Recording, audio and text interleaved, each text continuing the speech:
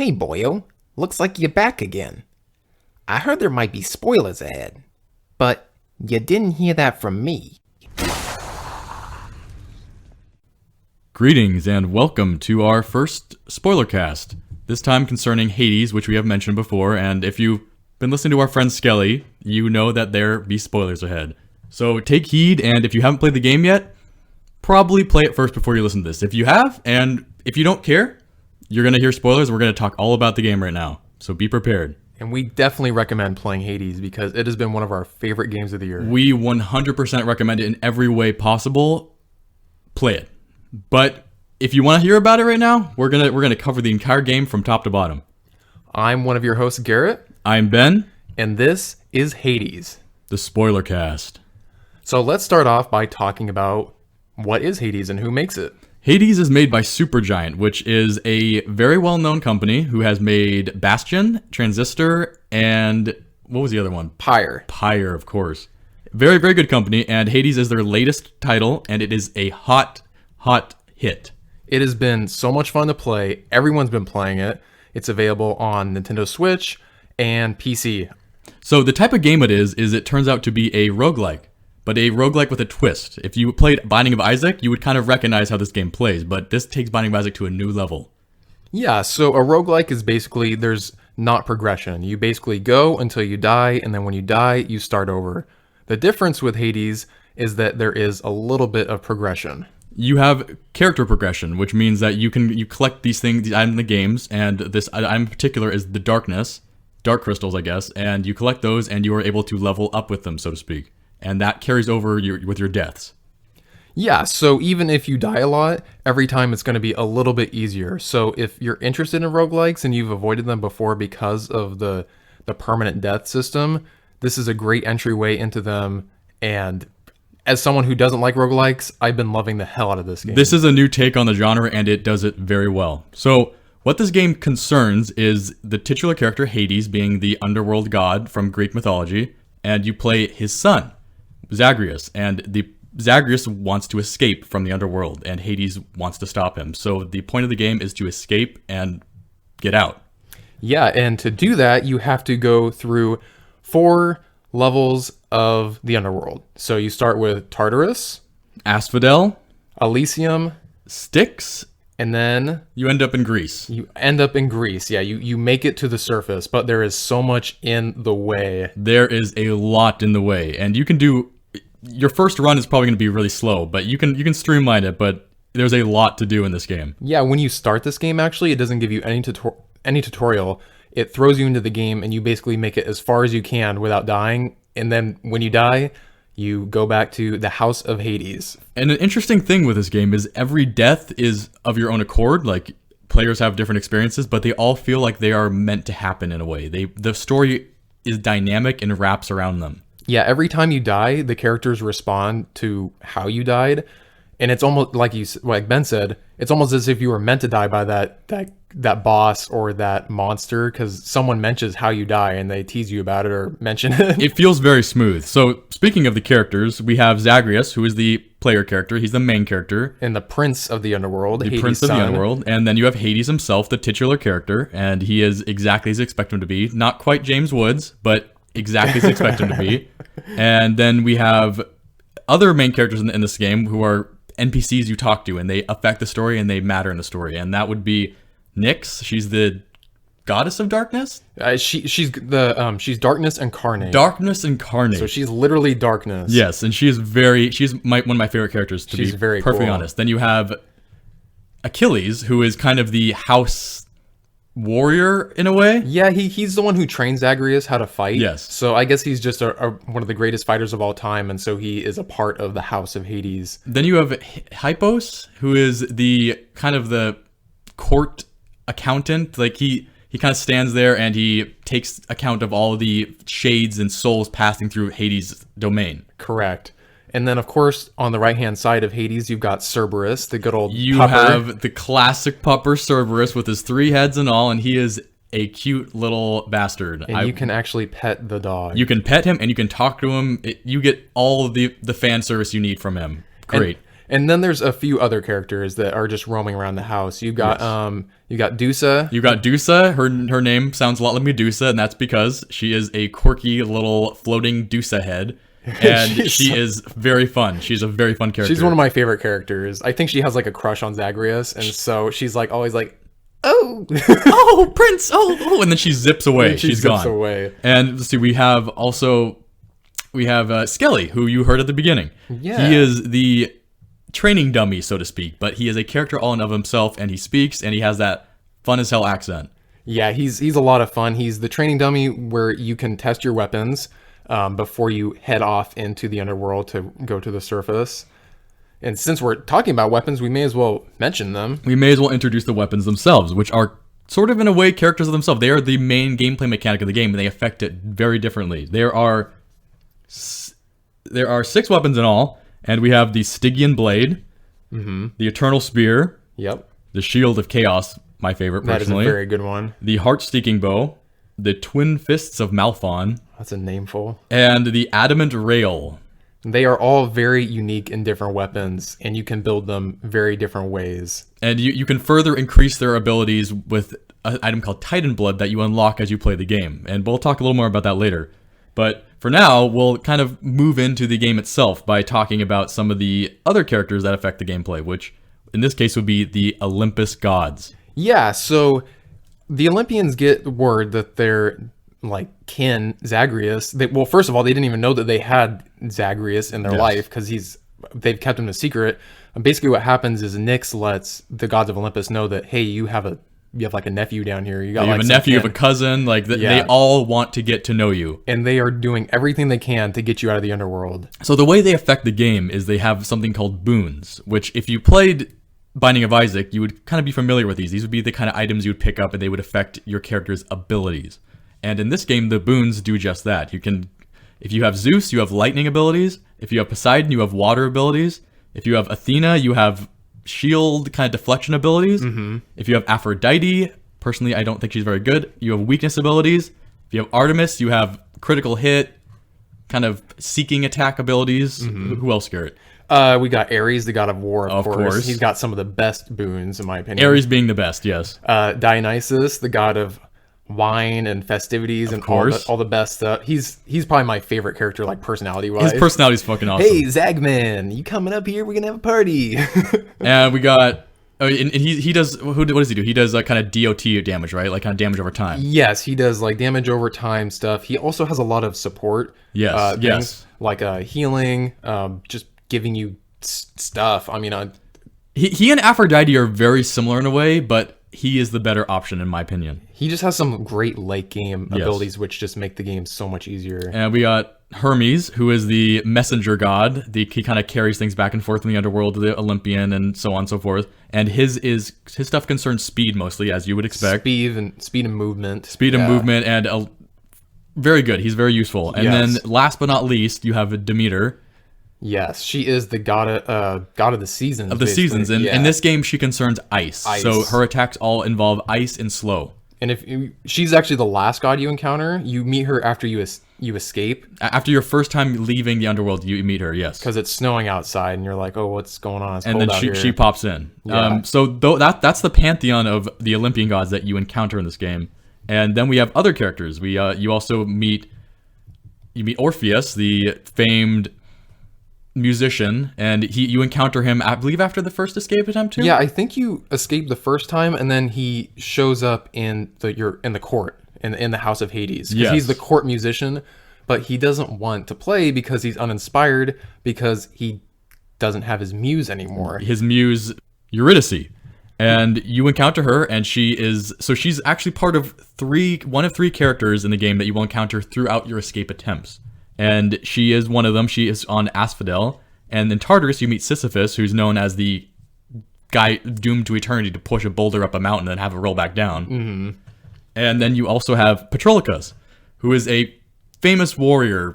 He's kind of a character from legend of being a famous warrior. And you meet him in Elysium. Yes, and he is so helpful. Like he can replenish certain things in the game or give you an advantage, which is very helpful at that time. Each one of these characters have their own effect. So you encounter them randomly. You're not guaranteed an encounter, but they aid you greatly. Just like the boons, but they give you something very helpful each time you encounter them. And in each world, you will encounter others who are not so helpful, including those who will desire to kill you. Yes. Those being the bosses. The bosses, and they are such fun bosses. They are all very fun. Even the ones without dialogue have incredibly fun personalities.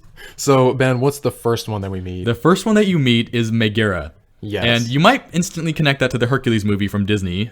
It is not the same character. She is one of the 3 Furies of the Underworld, and she is a very difficult character when you first encounter her, I'll say that. Yeah, that's where I died my first run. Same I got here. to her, and she just wrecked me. So Megara is one of the 3 Furies. She is the level-headed one, I guess you could say, but even that's mild. She's pretty feisty. Yeah, mildly. she's the eldest of the Furies, and then she has 2 sisters as well. You have Tisiphone, who is a babbling murder victim. All she does is say, murder. Murder! I mean, Murder. she is hilarious, despite the fact she only says the line murder, murder, and Zagreus responds in turn, and he's funny as hell. He's like, I'm not a murderer. And then you also have Electo, who is the kind of more Spitfire version of Megara. She literally hates you with every fiber of her being, and then some. She's like a psycho. She just does not like you. I guess if you were gonna make, I don't know. I think of Harley Quinn when I Yeah, think that's what I was trying to go for. Yeah. Harley Quinn. If you're gonna do a Harley Quinn as a Fury, that would be Electo. She's fun. She's a fun character. She's the toughest in my opinion to beat. I agree actually. Yeah. She has that. Tisiphone is actually the easiest. Yeah. So after them, you move on to Asphodel. So Tartarus is where the Furies are, and you move on to Asphodel, and you encounter Hydra. Yeah, Hydra. It's one of those weird bosses where the first time it was a cakewalk, and then the next time it's like so much. Well, the reason is because it actually has like 3 different. He has variations. It's like yes. 3 or 4 different variations. His little crown changes each time, and you can tell like I'm gonna get the really annoying one, or I'm gonna get the really easy one. Yeah, so depending on the headdress that the Hydra has, it basically tells what kind of attack style it's going to use. And Hydra it has no dialogue. He's just a monster character, so to speak. He is kind of a bone Hydra, so he just looks like a skeletal Hydra, I guess is what you would imagine underneath. And he is a fun character because Zagreus talks to him each time, and Hydra just hisses back at him, yells at him, and then starts attacking him. But so Zagreus eventually, about I'd say 85% through the game, once you're kind of close to rolling the credits, the Hydra then gets a name, and Zagreus walks in there and he says, "How would I call you, Lerny?" And from that point on, it is now Lerny. It's no longer Hydra; it is now Lerny. And after you defeat a boss, at the top it says like Fury defeated, and so instead of Hydra defeated, it says Lerny defeated. Lerny vanquished. It is. Oh yeah, vanquished. It is so funny. Lerny vanquished. That was one of my favorite parts of the game. I'll say that. And then after that, let's see. We go to Elysium. Who's in Elysium? Elysium. Oh my god. So Elysium's the one that like stabs you in the butt. So Elysium's interesting because you have a chance of meeting one of the 2 bosses halfway through for Yes. like a pre-boss fight, and that is Asterius, the Minotaur of the Labyrinth. Yes, and when I first encountered him, I had a hell of a time, and I barely beat him. And then I found out that he is not the only boss on that level. Yeah, so you get him down to 75% health, and he's like, I reside. And then he stomps off, and you're like, okay, where did he go? You're like, wow, I won. Okay, cool, sweet. And then you find out that he retreated back to his best friend and fellow fighter, Theseus, who is the hero of, what is it, Athens? I think so. I believe it's Athens. He was the king of Athens. Actually, I'm sorry. He was the king of Athens, and he's a very famous character, and he knows it. He is famous and he knows it. He is beautiful and he knows it. He is great and he knows it, and he makes sure to tell you about it every single time. Yes, basically when you get to the boss thing, you enter this arena because Elysium is where all the greatest go. Elysium is basically heaven in a sense. Yes. And so you have all the heroes, and to them, basically, glory and fighting is all that's left for them in this past life. And so you enter, and the first thing he does is call you a monster. His pet names for Zagreus include monster, beast, creature, and I think Fiend, maybe? Yeah, I think fiend. Yeah, he likes to call you a fiend a lot. He basically sees you as like scum, and he wants to wipe you off the earth. And so you have to battle both of them at once. And even if you get Asterius the first time and get him down to 75 or down to the last 25% It health, reduces his health only by 25% in the fight. So he has 75% health when you start off. It's very helpful, but incredibly difficult still. yes. And man, this is where I struggled very much. I had a lot of trouble getting past Elysium because they're both very difficult. One is attacking you from afar with these pinpoint spears. Yep. And then the Minotaur is just slamming his axe into you constantly. He is a mean hitter. And he's actually easy to dodge, but it's so... All you have to do is pay attention to Theseus once throwing his spears at you, and you just totally lose track of the Minotaur. You'll get cut in half like a wedge of cheese. And then like half your health is just gone. So in the fight, it's recommended to kill Asterius first. Yes. Because he is the easier one to kill, so to speak, though Theseus does take more damage than him.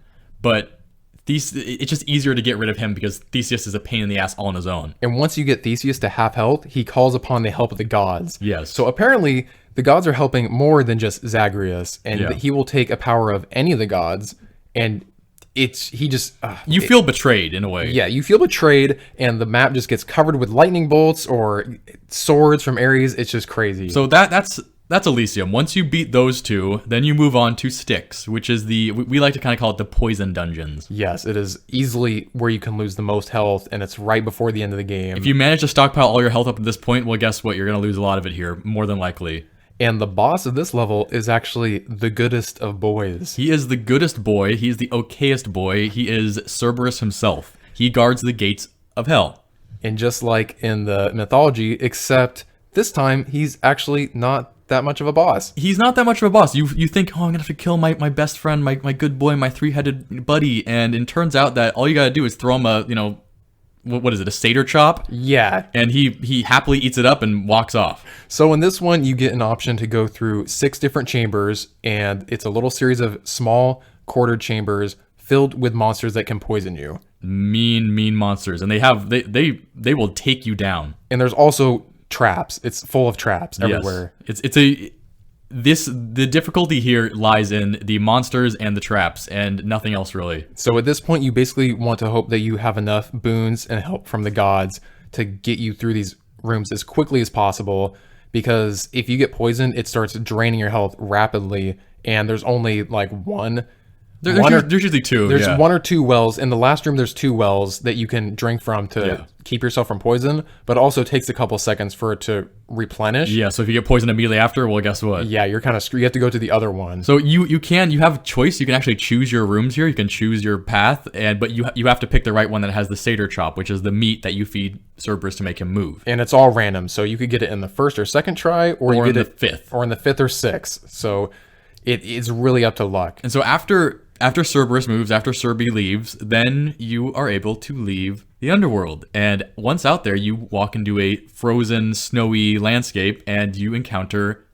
who but Hades himself. Yes, and that is where the name of the game comes from, is the final boss is actually your own father, Hades. He's standing there looking out of the water with his back to you, cape flowing in the wind. Speaking of capes, he's a mean boss. And he basically heckles you the entire game, and then at the end, he does like a final heckling before he beats the shit out of you. Yeah, he throws his cape off, it disintegrates, and then he just destroys you. Yes, so he is an interesting boss fight. So he's your father, so he's basically the last guy. So you beat him, and he does a lot of damage. He summons these skulls that explode and rip you apart if you don't somehow manage to dodge them.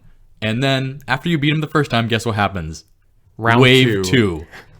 That threw me off so bad. I was struggling with the first round, and then I got to the second one. I'm like, I gotta do it again. What? And then I just got wiped out by the poison vials. Yep. So in the first one, it's mostly these kind of poison skulls. They don't poison you, but they have like a poison explosion. And then he also summons enemies to kind of poke you as you're running around.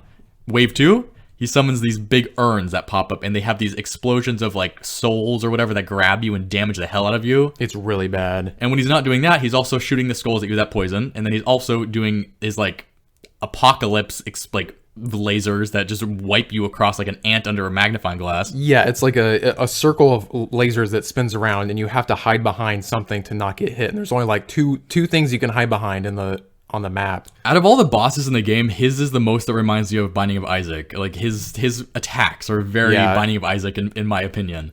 But if you get past him, guess what?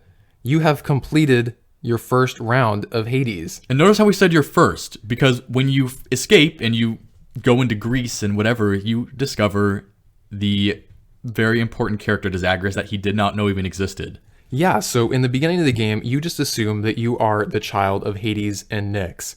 But what you didn't realize is that you actually have a real mother that's not Nyx. Your mother is not Nyx, and you realize this as you walk into Greece, you exit through the snow, you walk through the wastes, and then you come upon a verdant green garden.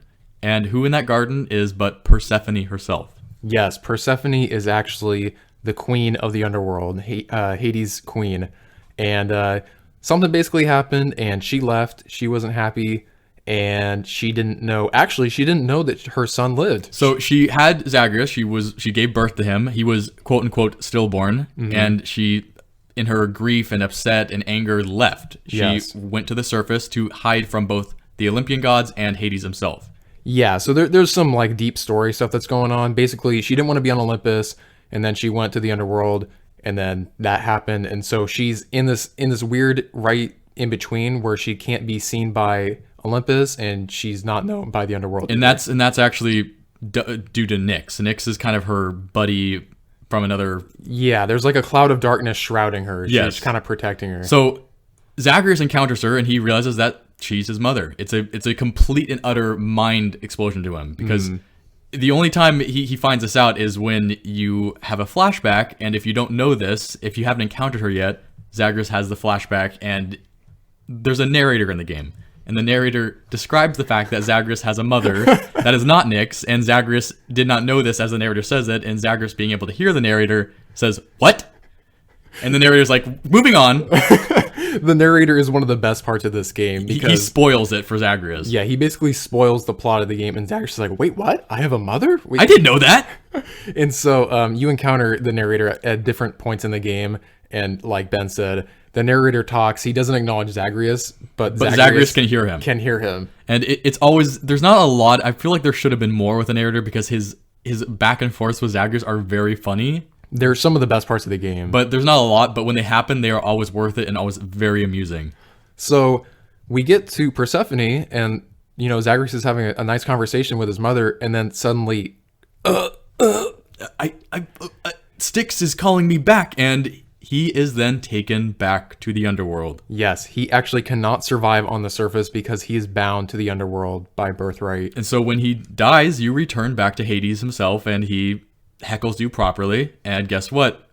You want to go back to your mother. You want to find out more. Hades does not acknowledge it at first, and so you decide to go back to her and talk to her more. Yep, and so this is where the game really begins. So thus begins your escape attempts. And you go back and back and back because you can only have like a minute or two conversation with your mother before you die again. And you want all the answers because Hades isn't telling you anything because he doesn't want you to know. And he's trying to get past it all because he's in his own grief. Oh, yeah.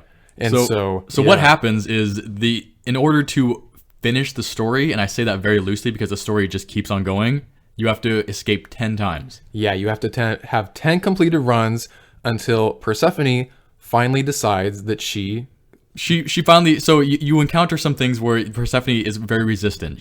Zagreus, being the dutiful son, wants his parents to come back together. Mm-hmm. Very, very classic 90s Macaulay Culkin kind of thing. Exactly. Very nice, but she doesn't want it. She doesn't want to go back to him. Hades himself is like, I'm done. I don't want it either. And then after 10 attempts of badgering her, she eventually gives in.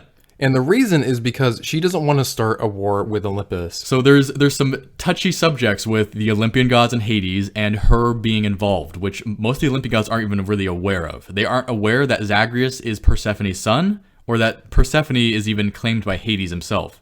Yeah, and Persephone is actually the daughter of Demeter. Yes. So she's been looking for her daughter, and the reason that it's like a never-ending winter is because Demeter's pissed off. Yes. And that's why it's all icy and stuff. She's the ice queen. It's interesting because, I mean, you might know the mythology of the Greek pantheon already, but it's interesting to kind of see this take on it, this kind of very personal, characterized take on it. Yeah, I think SuperGiant did a fantastic job with all these characters, the dialogue, their designs, their personalities. The plot just plays so well with them too. They bounce off each other so well. Even the gods, the Olympian gods who you don't meet in person, you only speak to them through their boons, and they're very interesting, and they all have very interesting opinions. And as you discover more and more about Persephone, you kind of realize you have to keep quiet about her because they ask you questions, and Zagreus is like, oh, I don't know anything. I'm still trying to escape. Yep. And when Persephone comes back to the Underworld, she takes her place as queen again. And guess what? The game has just opened up a whole lot more. In fact, we don't even know where it goes because we rolled the credits, so we quote unquote beat the game. But we're still working at it. We're still working on it, and we aren't looking up answers either because it's exciting. Like I was super excited to see what was happening. It's like a book. Like you're constantly ready for the next chapter because something really good just happened. You want to find out exactly what that character is going to do. Yes. It's very good. It's very satisfying. So the plot is just, it's awesome. The characters are awesome. They all interact very well. Everyone from Tisiphone, the murder victim, to Hydra, to Patroclus, to Orpheus, like they all have very interesting personalities, and you want to know more. And how you do that is there's actually a relationship thing in the game. You are able to give characters in the game something called nectar, which is, I don't know what it is exactly, but it kind of looks like honey. And you give it to them, and you increase your relationship, and that allows you to get to know them better. And eventually, once you max out your relationship with them, this hasn't happened to me on all the characters yet, but you unlock a certain request, right? Yes, it's kind of like a special quest almost, where they ask you to do something specific for them. But in order to have that happen, you have to really get to know them, and that takes a while. Yeah, the only one that I have done that with is what's his name? Oh, Charon. Yeah, Charon. Yeah. He is the boatman. He is the guy, the man who pushes people down the river Styx on his boat, if we haven't introduced him yet. And he is also the vendor in the game. So when you're going through your escape attempts, he sells you supplies and boons and anything that you get with money that you collect as you escape. And for example, for once you max out his character, there will be a certain time when you're going through a run and you notice that there's a sack of money behind him, and you go up to it and it says like borrow 300 gold. And then you take it, and it's like, brink, and he gets like, what? It's basically a record scratch moment, and you then... Oh, yeah, it's a literal record scratch. You then encounter Charon's rap quest, so to speak, and you have to beat him in a fight, and he is probably the meanest fight in the game, in my opinion. Like, he wrecks me every time. He's, like, technically the hardest boss, yeah, but... He is mean. But if you defeat him, you do get a discount card to his shop, which you get to use for only the rest of your run. Of that specific run that you beat him in. And then you have opportunities to beat him again in other runs to do it, but it's pretty damn hard. And it makes a world of a difference. Like, it's like a 20 or 30% discount. I think it's 20% off, and it does make a huge difference. That makes a big difference with the money. So the relationship system is a big deal in the game. Like, you can do it with every character from Hades to Persephone to Dusa to any god you can think of in the game, and it changes a lot of the interactions with them very well. And it's fun. It's actually a fun thing to do. Yeah, I'm someone who doesn't like repeat games very much, but between the relationship system and the 6 different weapons that you can use, and actually we forgot to mention, there's a certain point when you get this contract with Hades, which are basically difficulty. So that happens after your first run. Yes. You unlock the contract that, so before you start your runs, you can choose a difficulty setting, which is you can choose from, like, I think 12 of them, maybe 16. Yeah, there's like 12 to 16 different things that you can increase to make the game harder. And they affect variables in the game, such as how many enemies you encounter, such as how hard a boss is, such as if a boss has a special ability, or how much health they have, or etc. And it affects your game drastically. But you can unlock rewards from it, including like weapon upgrades. Correct, yeah.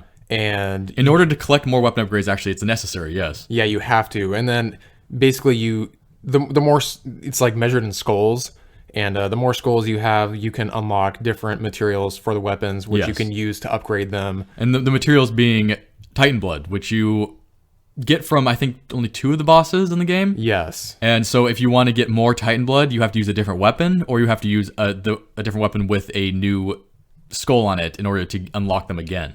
Yeah, so as you can see, SuperGiant has done an excellent job of creating a game that is infinitely replayable. Incredibly deep.